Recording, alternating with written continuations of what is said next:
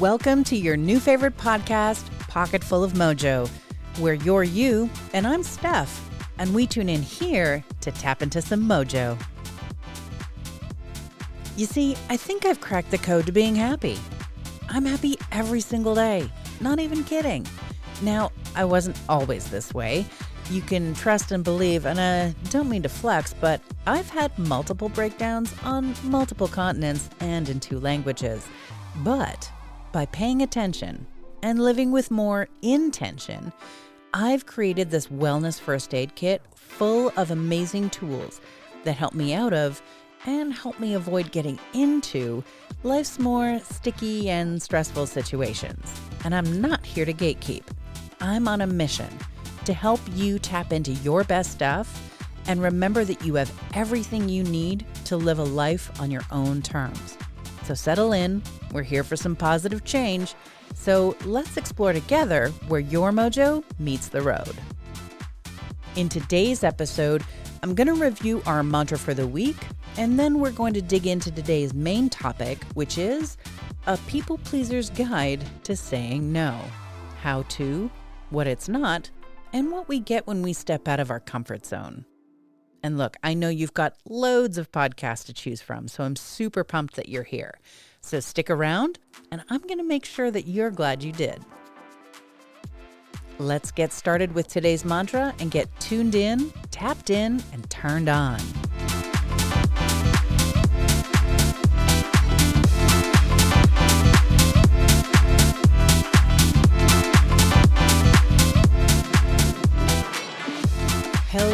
Hello, and welcome. This is going to be the 21st episode of Pocketful of Mojo. Once again, I'm Steph. I'm your Mojo Maven. I'm your cheerleader, and I'm really glad you're here. It's going to be a very powerful episode, so let's dig into today's mantra. I am allowed to let go of old thought patterns that no longer serve me. Shablam. Okay, let's unpack this, shall we? I am allowed to let go of old thought patterns that no longer serve me. Yep, that's all the permission you need. It's the permission you give yourself. Identifying the things that are holding you back is only one part of the transformation. You have to give yourself permission to try new things, uncomfortable things, letting go of things. And just because they got you this far doesn't mean they need to come along for the rest of the ride. It also doesn't mean that they didn't serve you well once upon a time. But you're different now. You know more. You've done more. And you want more. I am allowed to let go of old thought patterns that no longer serve me. Letting go and giving yourself permission to do so is a liberating act of self-love. Letting go means looking at the thing that stands between you and where you want to be can take some time, but not as long as you might think. Clearing this space makes room for new habits and behaviors that are going to launch you forward. So take a deep breath, focus, and let go. You can't take it all with you. I am allowed to let go of old thought patterns that no longer serve me. Because thought patterns are just that. They're patterns, they're habits, routines. They're all learnable and unlearnable parts of you. When you give yourself this permission and have an eye on the prize of where you're going, you're better equipped to rewire your brain and align yourself with thought patterns that lift you up and keep you anchored in what's best for you. And here's the fun part. You and only you get to decide what those things are. So take the reins, my friend. I am allowed to let go of old thought patterns that no longer serve me. Service. Building a healthy relationship with yourself means shifting into being of service to yourself, your dreams, your priorities, your goals, your values. This kind of alignment is so powerful, and the more you practice, the easier it is to suss out what does not serve you. It's not always a straight line. Sometimes we take things into change room that just don't fit. And that's part of the discovery. But when it fits like a glove, you're going to know it. And now you'll have space to bring it into your new life of self-service. I am allowed to let go of old thought patterns that no longer serve me.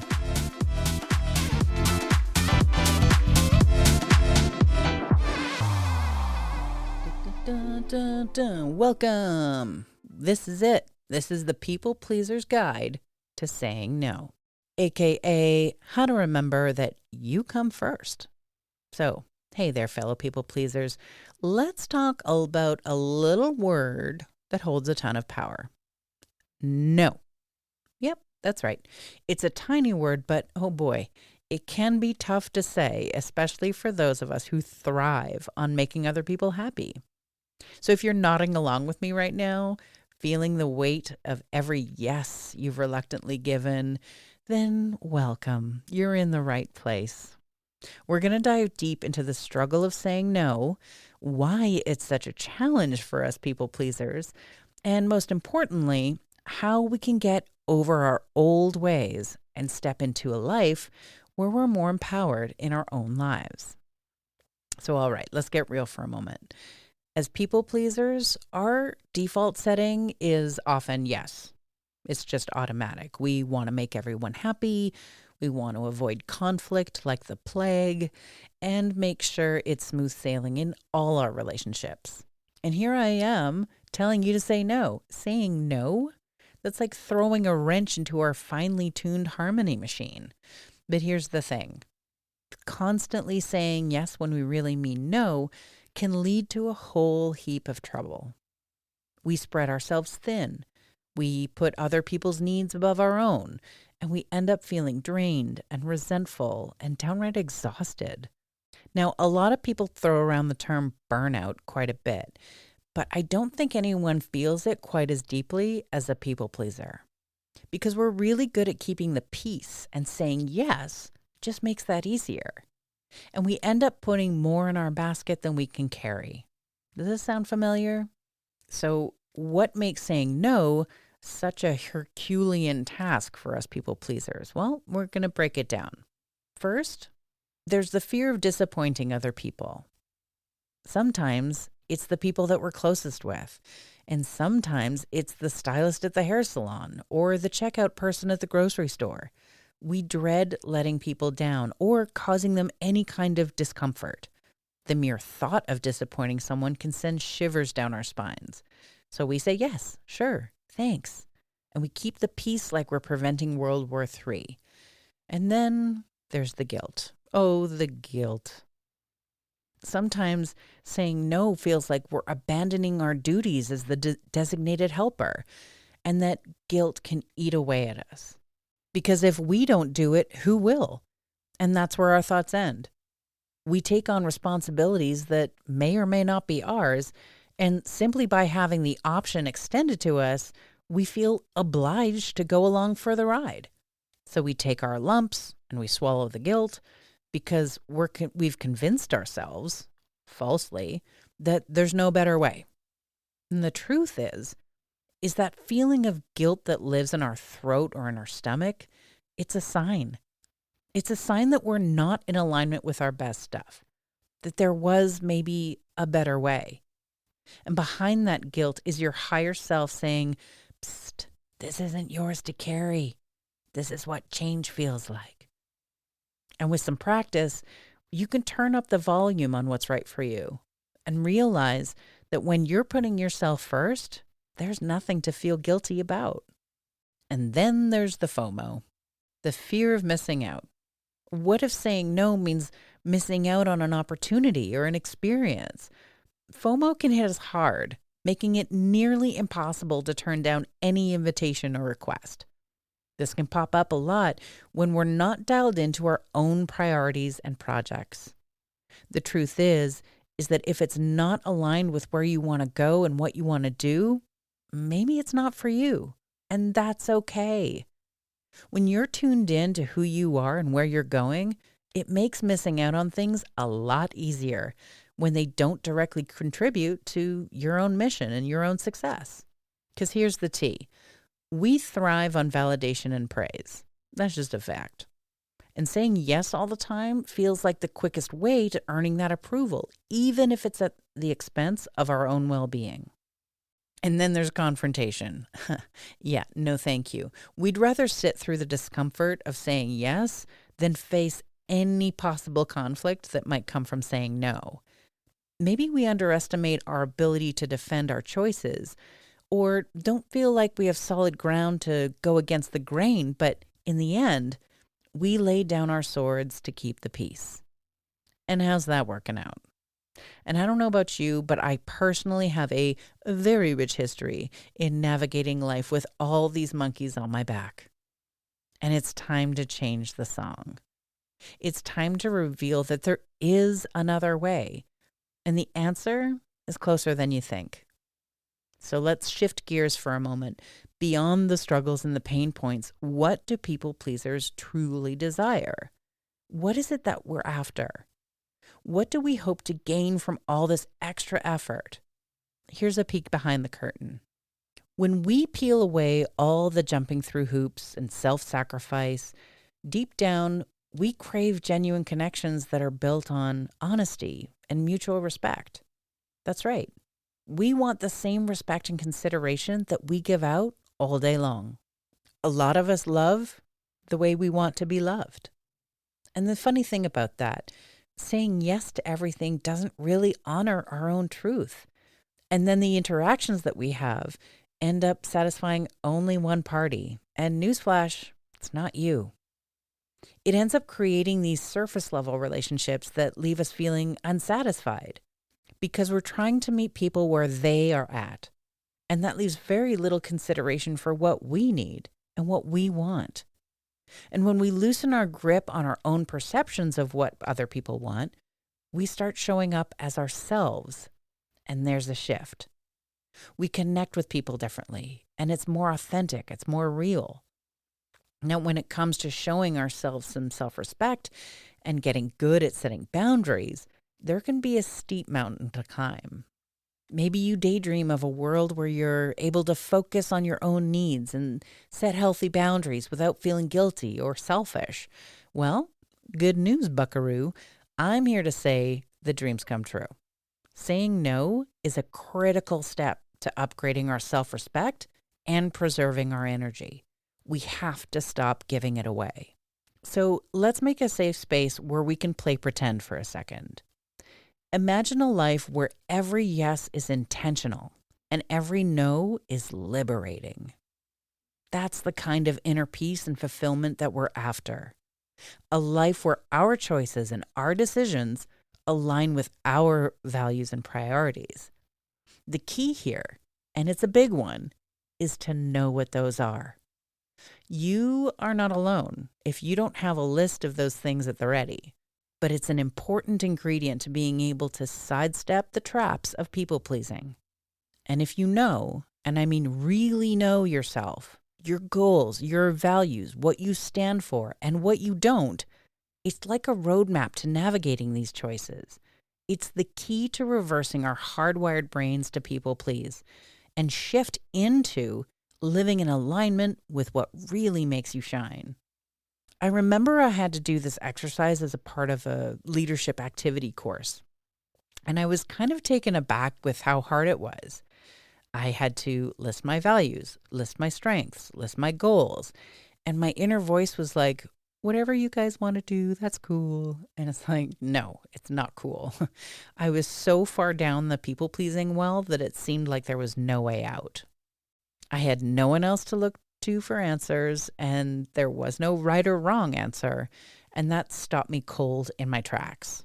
So I started from where I was, and the simple act of taking time and investing a little self-reflection allowed me to get to know myself better and tap into what made me tick and who I wanted to be. And it turns out the answers are the right answers. They're my answers. And I learned to love all my lists. And this made it a lot easier to identify where I was, where I was going, and what was going to help me get there, and what was not. The things to say no to became way easier to spot. Look, deep down, we want to feel confident in our decisions and empowered to chart our own course. Being able to say no with conviction and knowing why we are saying no is a powerful act of self-assertion that boosts our self-confidence and our self-esteem. And those are bank accounts we always want to make deposits in. So we're going to take a wee stroll down the path to empowerment. It's time to roll up our sleeves.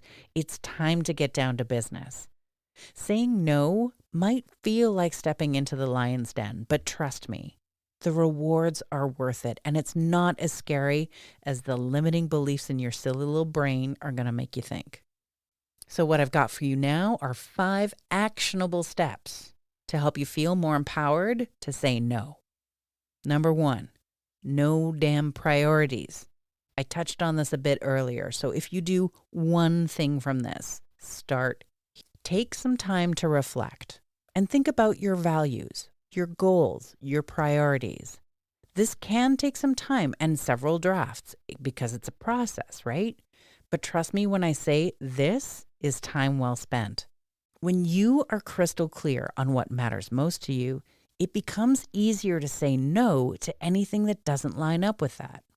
Example, let's say you're juggling multiple commitments and you say to yourself, it's fine, I do this all the time, but you're feeling overwhelmed. That's your cue. Take a beat. Ask yourself, do all these things have to be done by me? Are these the things that will help me get where I want to go? If it was entirely up to me, is this what I would be doing? You may surprise yourself at the answers, but when that feeling of empowerment kicks in, you're better equipped to focus on those and graciously decline the rest. Number 2, practice assertiveness. Assertiveness is your secret weapon in the battle against people-pleasing. This is the part where you get to practice sharing what you need and setting the boundary bubble with some clarity and some newfound confidence. Will it feel uncomfortable at first? I guarantee it. But you'll live, I promise. Promise, promise. Now, people pleasers hear the word assertive and immediately tension enters the body. We hear aggressive, we hear confrontation, we hear conflict.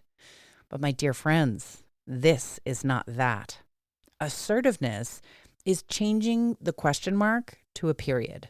It's saying no without having to explain or justify. It's not angry. It's not mean. It's just clear and to the point. Example, someone asks you for a favor while you're in the middle of juggling several many other things. This is the part where you step over your instinct to say yes and somehow make it work with all your magic and pivot into saying something like, oh man, I'm really glad you thought of me, but I'm super booked, I'm afraid. Sorry, I can't help you out. Period. No long explanations about why or what you're busy with. Simply, no thank you. Which takes us to number 3, set boundaries and remember your priorities. We've talked about boundaries on the podcast before, and this is where they come into play. Boundaries are our new besties.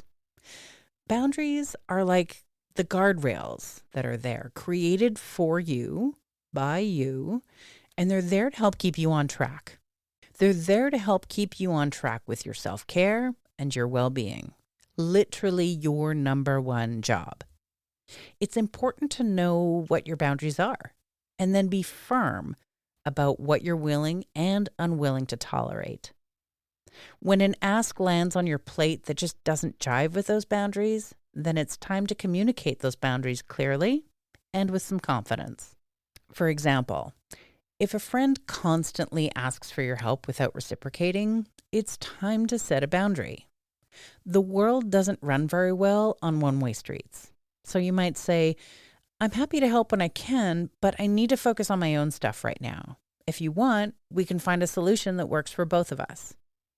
Because I want to be clear, compromise is okay, as long as it works for you. It's okay to embrace the gray. This is going to be key and comforting as you start to step into your power. Maybe it's saying yes to the thing, but only if there's time after you've taken care of number one. That's you. And we can't forget about number 4, the practice of self-compassion. Be gentle with yourself as you navigate the waters of saying no. It's okay to feel uncomfortable or a little guilty at first, because change takes time and practice. And it takes doing it wrong a couple of times. It takes stepping outside of your comfort zone. Change is brave. Change takes courage. So keep going. Just remember to treat yourself with the same kindness and love and understanding that you would give a good friend. So for example, you finally stood your ground and said no to something that doesn't fit your schedule. Now you find yourself trapped in the thoughts of what the other person must think of you. And who do you think you are saying no? And maybe there's still a little time to do the thing for the other person and make things right, and just stop right there. These thoughts are trying to pull you back to where you've come from, and we know that doesn't serve us anymore. Those clothes don't fit. Put them away. You've got a new outfit, and it suits you to a T. So if you feel guilty after saying no to a request, just remind yourself that you're not responsible for meeting everyone's needs. Just remind yourself that you're not responsible for meeting everyone's needs. And you're not the only one who can do the thing. It's probably not even your thing to begin with. Let it go.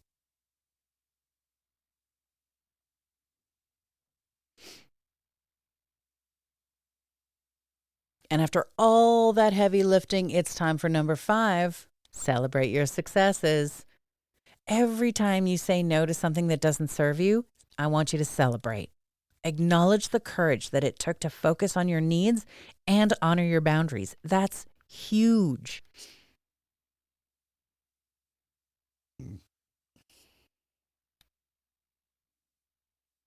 Like, for example, did you turn down an invitation to yet another social event in favor of some much needed downtime? Nice. Now you can treat yourself to a cozy night in with your favorite book or movie, or just time alone with your plants. And you can sit back and enjoy the pleasure that comes with putting yourself first. It'll feel so good. And there'll be no room for any of those intrusive. I know this sounds like a lot, so let's dig into the benefits of stepping out of your comfort zone. Now, I won't sugarcoat it. Saying no can be scary, especially for us people pleasers. But here's the thing.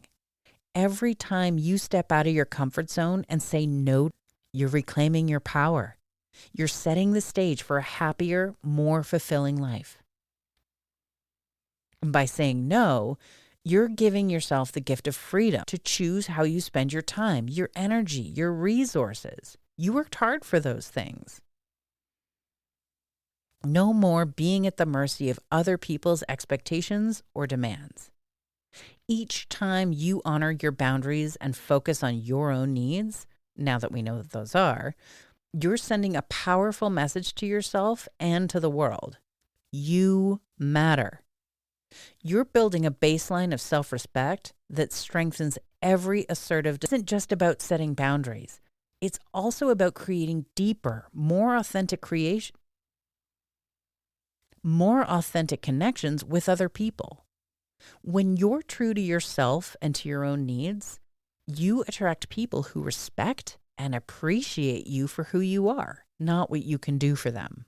And as you become more choosy about where you put your time and energy, you're going to notice a deep shift in your well-being, aka feeling better. You're going to have more time for self-care, hobbies, and things that make you happy. This is the secret sauce to greater happiness and feeling fulfilled. And maybe most importantly, saying no empowers you to take control of your life and steer it in the direction that you want. With each assertive decision, you're going to feel a surge of confidence and empowerment that reminds you of how good it feels to be you.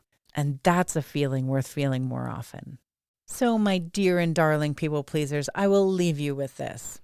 Saying no isn't about being selfish or uncaring. It's about honoring yourself and your needs so that you can show up as your best self in the world. It's about reclaiming your power, setting boundaries, and creating a life that aligns with your values and priorities. Will it be easy? Nope, probably not. But remember, every time you say no, you're saying yes to yourself and your well-being.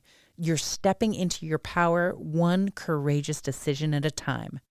So go ahead, tackle the discomfort, lean into the fear, say no with confidence and conviction. Your future self will thank you for it. I know you've got this. So thank you so much for tuning into today's episode. Remember, self-love and self-acceptance are the foundation for a Mojo Master. And I know that you have everything you need to live a life to fill your own cup and drink in all the good stuff that this life has to offer. I know you deserve it. Be sure to come say hi on the Instagram and let me know how you're coming along with your Mojo adventure. And you can find my handle and a few fun links in the show notes, so make sure you check that out. Come back next time where we explore all that is taking personal inventory, getting to know who we are and what makes us awesome. So get your superhero capes ready because it's gonna be a gooder. And until then, stay fabulous, keep spreading those positive vibes, and be kind out there. Toodaloo, kangaroo. Mwah.